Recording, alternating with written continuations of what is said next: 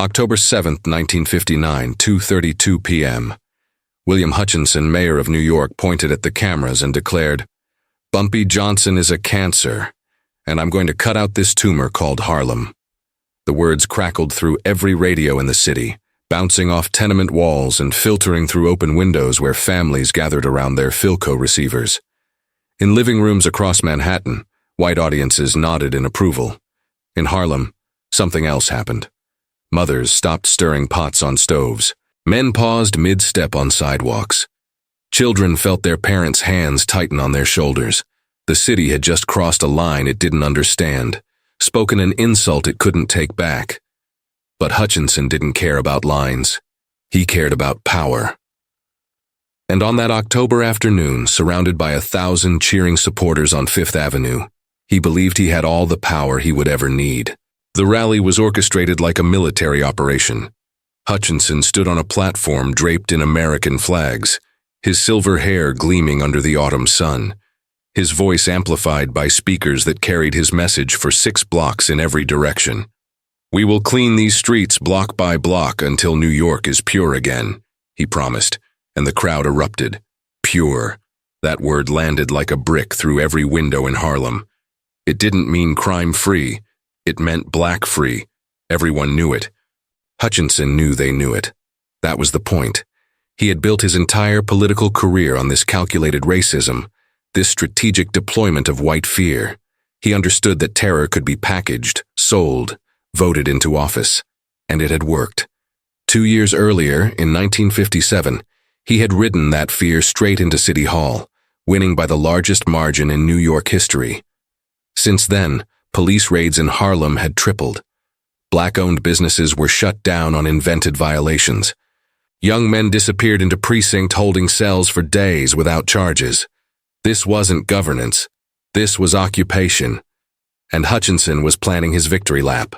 Inside the Smalls paradise, Bumpy Johnson sat at his usual corner table, the radio playing Hutchinson's voice through the smoke-thick air. Around him, men waited for the explosion. Bumpy was known for his temper, his volcanic rage when disrespected. They expected him to overturn the table, to scream threats, to start planning immediate retaliation. Instead, he listened to every word, every insult, every promise to destroy him. When Hutchinson finally finished his speech to thunderous applause, Bumpy reached over and turned off the radio with a deliberate click. He pulled a Cuban cigar from his jacket pocket, bit off the end, struck a match. The flame illuminated his face for a moment, revealing nothing. He took a long draw, exhaled smoke toward the ceiling, and said quietly, 3 days. He has 3 days. Then he stood up and walked out, leaving his men confused and unsettled. 3 days for what? 3 days until what? Nobody dared ask. They had learned long ago that when Bumpy Johnson spoke in riddles, the answers always came in blood.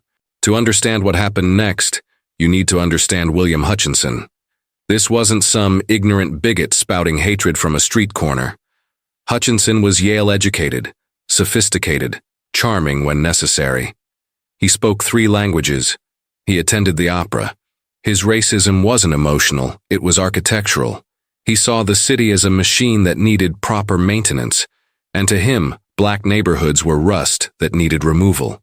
He genuinely believed he was doing righteous work.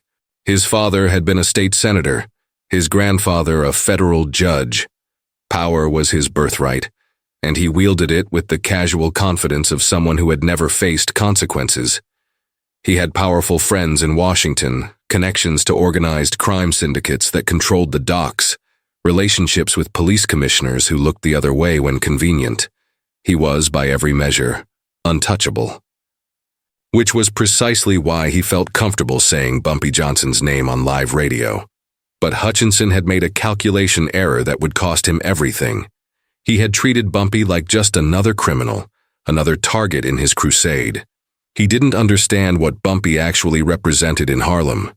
Bumpy wasn't just a numbers runner or a racketeer. He was a protector, a provider, a symbol of resistance against a system designed to crush black dignity. When white police beat a black teenager, Bumpy made sure the officers transferred to Staten Island. When landlords tried to evict elderly women, Bumpy visited those landlords personally. When local businesses struggled, Bumpy provided loans at zero interest. He was violent when necessary, ruthless when required, but to Harlem's poor, to its forgotten, he was closer to a king than a criminal. Attacking Bumpy wasn't attacking a man. It was attacking an idea. The idea that black people in Harlem deserved protection, respect, power.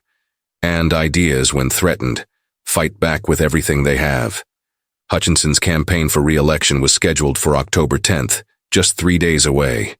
The centerpiece would be a massive parade down Broadway in his signature black Cadillac convertible, top down, waving to crowds, demonstrating that the streets belonged to him. It was political theater at its finest, calculated to project invincibility. His campaign manager had already sold the narrative to every newspaper in the city. Mayor takes victory lap through Manhattan. Television cameras would be positioned at strategic intersections. Radio reporters would provide live commentary. This wasn't just a parade, it was a coronation. Hutchinson would ride through the heart of New York like Caesar through Rome, untouchable and eternal, or so he believed. His head of security was Frank Morrison, a former NYPD detective with 20 years of experience protecting politicians and judges. Morrison was meticulous, paranoid, perfect for the job. He had begun planning the parade route 3 weeks earlier, treating it like a military campaign. 30 security personnel, 12 in suits walking alongside the car, 18 positioned on rooftops with binoculars, 5 support vehicles, 2 ahead, 3 behind, medical team on standby, sharpshooters positioned at key intersections. A quick pause to ask for your support in our work. If you enjoy the incredible stories of Bumpy Johnson like we do, subscribe to our channel. Morrison had personally walked every block of the route, identified every window with a sight line, inspected every building. The route would be closed to traffic 3 days in advance. No deliveries, no construction, no variables. He had closed Broadway from 42nd Street to 56th Street, 20 blocks of absolute control. On paper, it was impenetrable. In reality, Morrison had just built Bumpy Johnson the perfect trap. October 7th, 4:15 p.m. Bumpy gathered his 5 most trusted men in the basement of the Cotton Club. These weren't street thugs or muscle. These were strategists, specialists, men who understood that real power came from thinking 10 moves ahead. He spread a map of Manhattan across the table, weighted down at the corners with whiskey glasses. "Gentlemen," he said, tapping Broadway with his finger, "we're going to give our dear mayor the parade he deserves."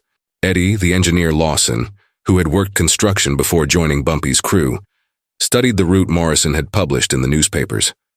Morrison's already locked down Broadway from 42nd to 56th, 20 blocks of secure route, every building checked, every sightline covered. How do you get through that? Bumpy smiled, the expression of a chess player who has seen the endgame 15 moves before his opponent. "We don't get through it, Eddie. We change it." Bumpy traced 3 red X marks on the map with a grease pencil. 47th Street needs an accident, something messy, something that takes hours to clean. 51st Street, a tree falls. Old tree, rotten roots, tragic but natural. 54th Street, emergency gas line work. Con Edison will be very concerned about public safety. He circled an intersection between Broadway and 8th Avenue. All these disruptions will force Morrison to reroute, and there's only one street he can use that keeps his timeline intact. 49th Street, right here, where I'll be waiting. Tommy Chen, the youngest of the group but sharp as broken glass, raised his hand like a schoolboy. "And if Morrison cancels the whole parade?" Bumpy extinguished his cigar in a crystal ashtray, taking his time. "Hutchinson is a politician, Tommy. Politicians don't cancel when cameras are watching. Their ego always defeats their survival instinct. Morrison knows there's a threat, but Hutchinson will override him. He'll convince himself that fear is weakness, that canceling proves Bumpy Johnson controls him, so he'll go. Because men like Hutchinson believe they're invincible right up until the moment they're not." It's October 8th, 3:40 a.m.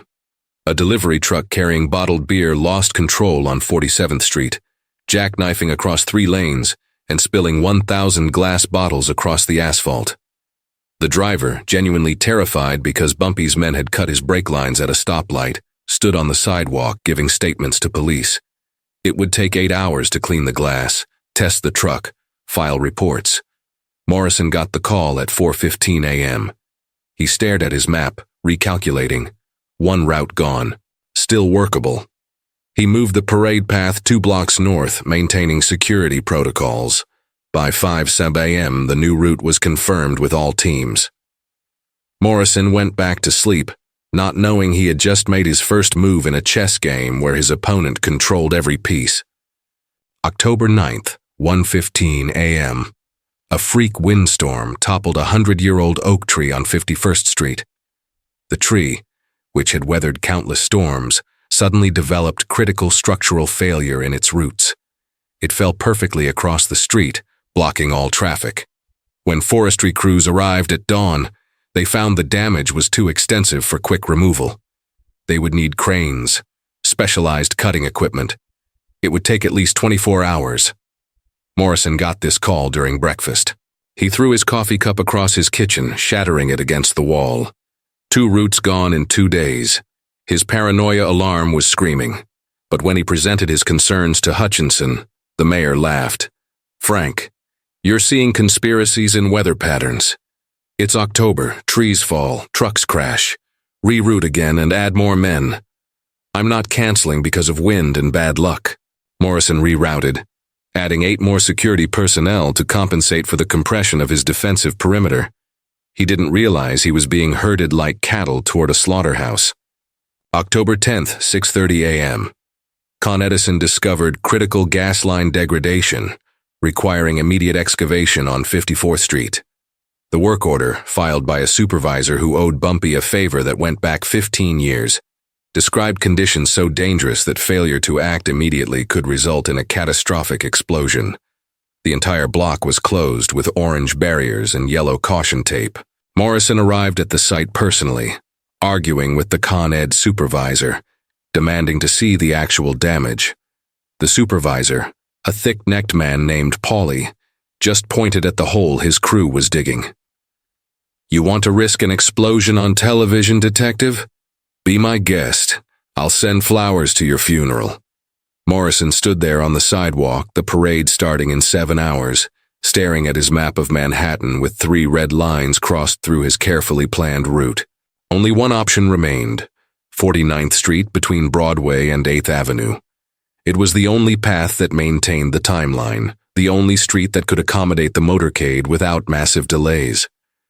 Morrison looked at that street on his map and felt ice water pour down his spine. This was too perfect, too convenient, but he had no choice. Hutchinson was already in makeup for the television cameras. While Morrison scrambled to reposition his security teams, Bumpy Johnson had been inside the abandoned building at 347 West 49th Street for 3 hours. The building was scheduled for demolition, condemned 6 months earlier, windows broken, electricity cut. Perfect. He climbed 4 flights of stairs in the darkness, his footsteps echoing on concrete, carrying a wooden case under his arm. The 4th floor gave him a direct line of sight to the street below, 47 meters of clear shooting range. He set the case on a dusty workbench and opened it carefully. Inside, wrapped in oiled cloth, was a Winchester Model 1894 carbine. The rifle was 48 years old, manufactured in 1911, purchased from a World War I veteran for $50 cash 2 weeks earlier. No registration, no paperwork. Serial number filed off with acid. Bumpy had chosen this weapon specifically because it was disposable, untraceable. A ghost gun that would reveal nothing when police inevitably found it. He assembled the rifle with practiced movements, checking the action, loading 7 rounds of .30-30 ammunition. This wasn't a sophisticated weapon. No scope, no modifications, just iron sights and wood stock. But Bumpy had learned to shoot from his grandfather, a man who had hunted deer in Virginia before the family moved north. He understood that accuracy wasn't about equipment. It was about patience, breathing, knowing the exact moment to squeeze rather than pull the trigger. For 2 days he had practiced this exact shot in an abandoned barn in the Bronx. 47 meters, moving target, 15 kilometers per hour. He had hit a melon-sized target 19 times out of 20 tries. The one miss had been high and right by 3 inches. He adjusted his position at the window, calculating wind speed from the movement of trash on the street below. Moderate eastern wind. He would aim 2 inches left of his target to compensate. Everything was mathematics now. Physics, geometry. The human element had been removed, replaced by cold calculation. 1:42 p.m. The motorcade turned onto 49th Street right on schedule. 5 black cars in perfect formation. The Cadillac convertible in the center position like a jewel in a crown. Morrison sat in the front passenger seat, head on a swivel, eyes scanning windows. 12 security personnel surrounded the vehicle on foot, 6 on each side, moving in synchronized steps. Hutchinson stood in the back seat, one hand on the roll bar, the other waving to the sparse crowd that had gathered on sidewalks. Television cameras tracked his progress. Radio announcers described his confident smile, his victorious posture. He was wearing a navy blue suit with an American flag pin on his lapel. His silver hair was perfectly styled. He looked like a conqueror, a man who had bent a city to his will and was now taking his victory lap. He had no idea that 4 floors above him, Bumpy Johnson was pressing his cheek against the stock of a rifle, his finger resting gently on the trigger, his breathing slow and controlled. In Harlem, 7 blocks north, something inexplicable happened. Workers stopped mid-task. Mothers grabbed their children indoors. Old men playing checkers on card tables suddenly stood up, looking south toward Midtown as if they could see through buildings and walls. They hadn't coordinated, no one had called them. But throughout Harlem, in tenements and brownstones and street corners, 1,000 people simultaneously felt the same electric charge in the air. The sense that something fundamental was about to shift. Some of them would later describe it as a premonition. Others would call it ancestral knowledge, the way prey animals sense predators before seeing them. A few religious folks would swear they heard drums, African drums beating a rhythm that had been silent for 200 years. But in the moment, they just stopped what they were doing and held their breath, waiting. 1:44 p.m. The Cadillac approached the exact point Bumpy had marked on his map. Hutchinson raised his arm higher, waving with extra enthusiasm for a television camera positioned on the corner. Morrison was yelling into his radio about a suspicious window, but in the chaos of motorcade noise, his words were getting lost. Bumpy exhaled slowly, the way his grandfather had taught him 60 years ago in Virginia woods. Squeeze slow like you're picking a peach off a tree. Don't snatch, don't grab, just squeeze until the fruit comes loose. The trigger offered resistance, then gave way with a soft click. The rifle kicked against his shoulder with familiar force. 150 grains of lead core bullet left the barrel at 2,200 feet per second, rotating from the rifling, cutting through humid October air with a sound like fabric tearing. The entire sequence from decision to impact took 1.3 seconds. In that moment, Bumpy didn't feel anger. He didn't feel satisfaction. He felt nothing at all, just the mechanical completion of a task. The bullet entered William Hutchinson's skull 2 inches above his left ear, traveling at a slight downward angle. It passed through the temporal lobe, the parietal lobe, and exited through the right side of his head, taking bone fragments and brain tissue with it. Death was instantaneous. His nervous system simply switched off like a light. 1 second he was waving, smiling, performing power.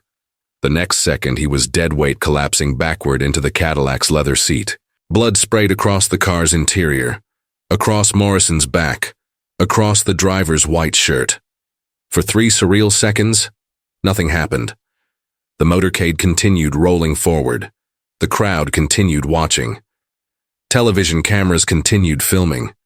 Morrison was still yelling into his radio about the suspicious window, not realizing that the threat he was warning about had already struck. Then someone in the crowd screamed. Then someone else. Then chaos erupted like a dam breaking. Morrison spun in his seat and saw Hutchinson's body slumped awkwardly, saw the blood, saw the exit wound. and his brain finally processed what his instincts had been screaming. "Shooter! Active shooter!" Security personnel drew weapons in every direction, creating a confused circle of armed men pointing guns at windows, at rooftops, at each other. The driver slammed on the brakes. People on sidewalks scattered, running into stores, diving behind parked cars. Television cameras captured everything. The panic, the blood, the absolute collapse of Morrison's security theater. A police radio call went out. "Shots fired, Mayor down, 49th and Broadway, officer needs assistance." Within 90 seconds, sirens converged from every direction. Within 5 minutes, 50 police cars had blocked off a 10-block radius, but Bumpy Johnson was already gone. He had left the window before the motorcade even stopped. The rifle stayed where it was, wrapped in an old blanket, destined to be found by police in approximately 40 minutes. Bumpy descended the back stairwell quickly but not frantically, opened a service door that led to an alley behind the building. A laundry truck was waiting, engine running, exactly where it was supposed to be.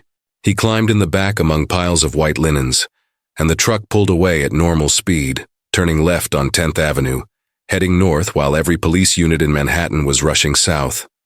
The driver, a man named Marcus who had been on Bumpy's payroll for 12 years, didn't speak. He just drove. 10 blocks north, the truck pulled into a laundry facility owned by one of Bumpy's front companies. Inside, Bumpy stripped off his clothes completely, everything from shoes to underwear, and fed them into an industrial incinerator.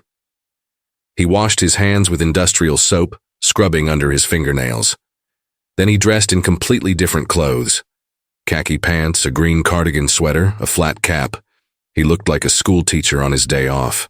By the time police were taping off 49th Street, Bumpy was already at the Smalls Paradise, sitting at a corner table with a domino game in progress. 1:59 p.m. Bumpy Johnson placed a double 6 domino on the table, completing a hand while 3 other men groaned in defeat.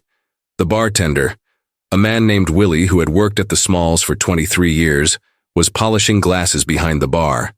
The manager, Sherman, was counting receipts at the register. 2 regular customers, both retired railroad workers, were drinking beer and arguing about the Yankees. All of them would later swear, under oath, that Bumpy had been there since noon, that he had never left, that they had watched him play dominoes for 2 hours straight. Were they lying? Of course they were lying, but they were lying with absolute conviction, with details, with the kind of specificity that makes prosecutors doubt their own certainty. Willie would remember that Bumpy had ordered 2 glasses of bourbon. Sherman would recall that Bumpy had asked about the month's receipts, had seemed pleased with the numbers. The railroad workers would describe the exact dominoes Bumpy had played, the exact jokes he had told. 5 witnesses, all unshakable, all protecting the man who protected them. The city exploded into chaos. Every radio station interrupted programming with the same message. Mayor William Hutchinson has been shot and killed in Midtown Manhattan. Newspapers printed special editions with headlines in type so large they were visible from across the street. Television stations showed the footage on loop, the moment of impact, the blood, the panic. It was the biggest news story since the war. Police Commissioner Walsh held a press conference at 3 p.m., his face gray and exhausted. "We will find who did this. We will use every resource. There will be justice." But privately, Walsh already knew what Morrison knew, what every detective in the city knew. Bumpy Johnson had just assassinated the mayor of New York in broad daylight in front of cameras and witnesses, and they couldn't prove a thing. Morrison led the investigation personally, running on coffee and rage, and the sick certainty that he had been outplayed. Police sealed the Harlem perimeter, blocking every street, checking every vehicle. At 4:30 p.m., they found the Winchester on the 4th floor of the abandoned building, exactly where Bumpy had left it. No fingerprints, no DNA, no trace evidence. Morrison held the rifle in his gloved hands and wanted to scream. He knew this weapon was chosen specifically because it was disposable, because it told them nothing. They canvassed the building, finding no useful evidence. They interviewed everyone on the street, finding no useful witnesses. The surveillance net had captured nothing. Bumpy had threaded the needle perfectly, exploiting every gap in the system. Morrison felt like a man trying to grab smoke. October 11th, 6:30 a.m. 20 detectives kicked down the door of Bumpy Johnson's apartment in Harlem. They found him asleep in his bed, wearing pajamas, completely relaxed. They pulled him out, searched every inch of the apartment. No weapons, no ammunition, no gunpowder residue on his hands. They tested his clothes with chemical swabs. Nothing. They tore apart his furniture, pulled up floorboards, checked the walls. Nothing. Bumpy stood there in his pajamas, yawning, while Morrison watched with barely contained fury. "Terrible tragedy," Bumpy said, his voice still thick with sleep. "I heard it on the radio last night while I was playing dominoes at the Smalls. Shocking. Who could do such a thing?" Morrison stared at him, seeing past the performance to the cold calculation underneath. "You're a murderer," Morrison said quietly. Bumpy met his eyes without flinching. "You're a detective," he replied. "Prove it." They brought him to the precinct. 17 hours of questioning over 3 days. 2 interrogators rotating in shifts while Bumpy sat calmly, answering every question with the same unshakable consistency. "Where were you on October 10th? "Playing dominoes at the Smalls Paradise from noon until 5 p.m. "Who was with you?" "Willie, Sherman, Marcus, and 2 gentlemen whose names I don't recall." "What do you know about William Hutchinson's death?" "Only what I heard on the radio." "Did you kill William Hutchinson?" "No, detective, I did not." The interrogators tried every technique: good cop, bad cop, silence, shouting, false sympathy, aggressive accusation. Bumpy's story never changed, not by a single word. He didn't get angry, didn't get defensive, didn't slip up. He just sat there, hour after hour. A man who knew that patience and preparation beat aggression every time. Morrison found 43 witnesses who placed Bumpy at the Smalls Paradise during the time of the shooting. He knew they were all lying. He knew they had coordinated their stories, but he couldn't break a single one. They were too consistent, too detailed, too committed. He found the laundry truck driver, Marcus, and squeezed him for 6 hours. Marcus stuck to his story. He was making deliveries all afternoon, never went near 49th Street, never saw Bumpy Johnson. Morrison checked Marcus's delivery logs and found them perfectly falsified, stamped and signed by businesses that confirmed receiving deliveries they never actually got. The conspiracy was airtight, coordinated by an entire community that valued protecting Bumpy more than cooperating with police. Morrison had evidence of opportunity, evidence of motive, but no evidence of action. On October 14th, the district attorney called Morrison into his office and said 3 words that broke him. "We have nothing." October 14th, 3 p.m. Bumpy Johnson walked out of the 54th Street precinct as a free man. No charges filed, no arrest. The investigation remained officially open but practically dead. He stepped onto the sidewalk and found 200 people from Harlem waiting for him. They had been there for hours, standing in silence, a wall of witnesses and believers. They didn't cheer when he appeared. They didn't clap or shout his name. They just opened a path for him, slowly, respectfully, creating a corridor of bodies that led from the precinct door to the street. Bumpy walked through them, acknowledging no one, his face impassive, but everyone there understood the message. Justice, when the system denies it, finds other paths. Morrison watched from a 4th-floor window, his hands balled into fists. Bumpy stopped on the sidewalk, pulled a cigar from his pocket, and lit it with a silver lighter that flashed in the afternoon sun. Then he looked up, directly at the window where Morrison stood, as if he had always known exactly where the detective was watching from. They locked eyes across 40 meters of space. Bumpy didn't smile, didn't nod, didn't gesture. He just looked, and in that look was a conversation more clear than words. "You had every advantage. You had the law, the badges, the system, and you lost. Not because I was lucky, because I was smarter." Morrison turned away from the window, feeling something break inside him. He would never catch Bumpy Johnson. He knew that now. The game was over before it started. The assassination of William Hutchinson remained officially unsolved. The case file grew to 3,000 pages, filled with dead ends and frustrated theories. FBI agents came and went, finding nothing new. The rifle told them nothing. The witnesses told them lies. The evidence led nowhere. But in Harlem, on street corners and in barbershops and at kitchen tables, the truth was as clear as sunlight. Bumpy Johnson had done what the law wouldn't do, what the system couldn't do. He had taken a man who called them a cancer and removed him with surgical precision. 3 days, just like he promised. And in doing so, Bumpy taught a lesson that echoed through every black neighborhood in America. You can have laws, you can have police, you can have armies and badges and authority. But intelligence, when wielded by someone with nothing left to lose, defeats force every single time. Hutchinson learned that lesson in the last second of his life. Morrison learned it over 4 days of investigation. The city learned it slowly, through whispers and rumors, and the smile on Bumpy Johnson's face every time he lit a cigar on a Harlem street corner, untouchable and free. If you enjoyed our content, consider clicking the button and subscribing. It helps us a lot.